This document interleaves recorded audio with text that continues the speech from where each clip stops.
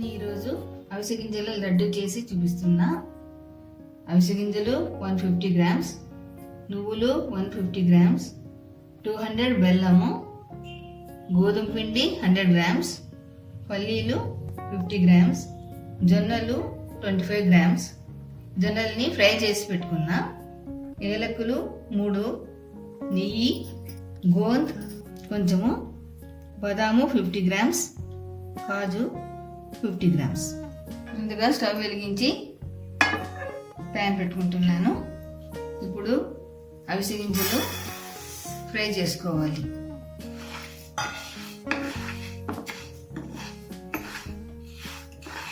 High ఫ్లేమ్లోనే పెట్టాను.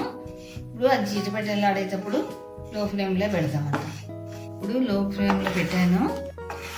ఇది చూడండి స్టార్ట్ అయింది, చిటపటలాడుతుంది కదా కొంచెం కొంచెంగా. చూడండి చిటపటలాడుతూ ఉంది కదా, ఇంకా కొంచెం ఫ్రై అవుతుంది చాలు, ఎక్కువగా చేయకూడదు.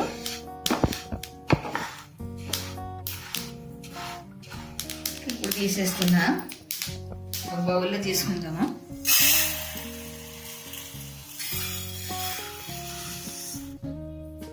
ఇది కలుపుతూనే ఉండాలి, ఎందుకంటే మాడిపోతుంది. ఎక్కువ మార్చకూడదు, కాస్త చిటపటలాడితే చాలు. నువ్వులు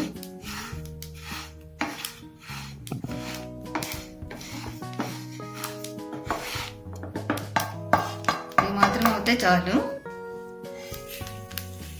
ఇది కూడా ఇందులోనే వేసేసుకుంటున్నాను. పల్లీలు వేసుకుంటున్నాను.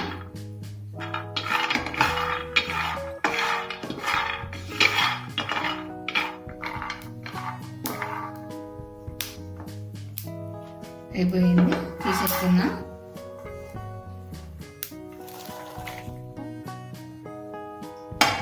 ఇప్పుడు కొంచెం నెయ్యి వేసి కాజు బాదాం ఫ్రై చేసుకుంటామంట.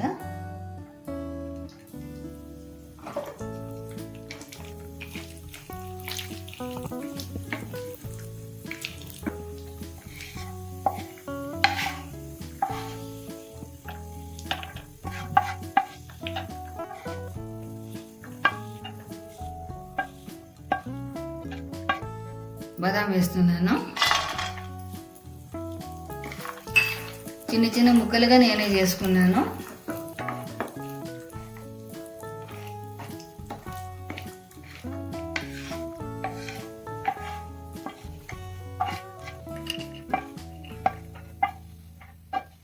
మనం ఇంకో కొంచెం నెయ్యి వేసుకొని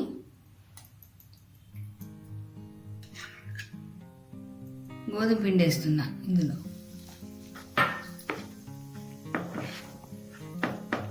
ఇది కూడా సన్నటి మంటలోనే ఫ్రై చేసుకోవాలి.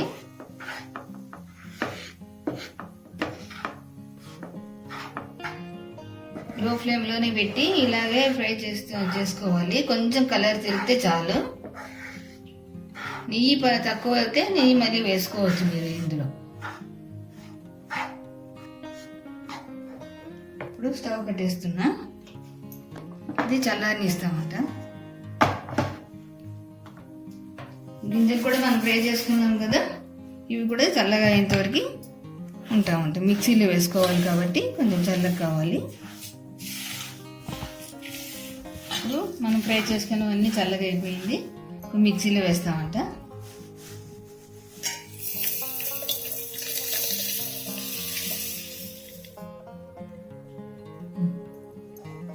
ఇవి కూడా ఇందులోనే వేసుకుంటున్నా.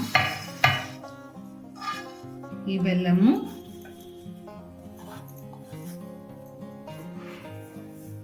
మనం జొన్నలు ఫ్రై చేసి పెట్టుకున్నాం కదా, మంచి టేస్ట్ వస్తుంది ఇందులో వేస్తే.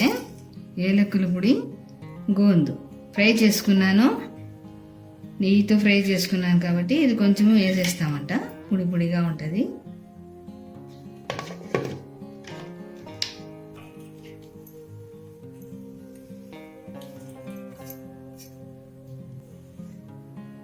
ఒకసారి అన్ని కలుపుకుంటామంట.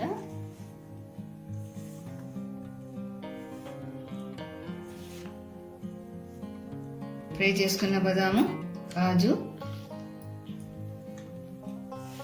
వేసి ఒక్కసారి కలుపుకొని తర్వాత లడ్లు తయారు చేస్తాం.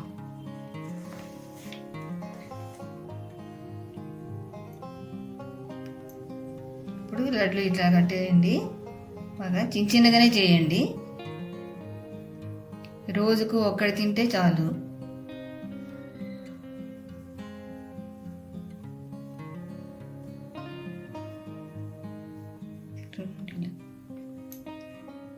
అవిసె లడ్డు తయారైంది. మీరు తయారు చేసి చూడండి, మంచి టేస్ట్గా ఉంటుంది.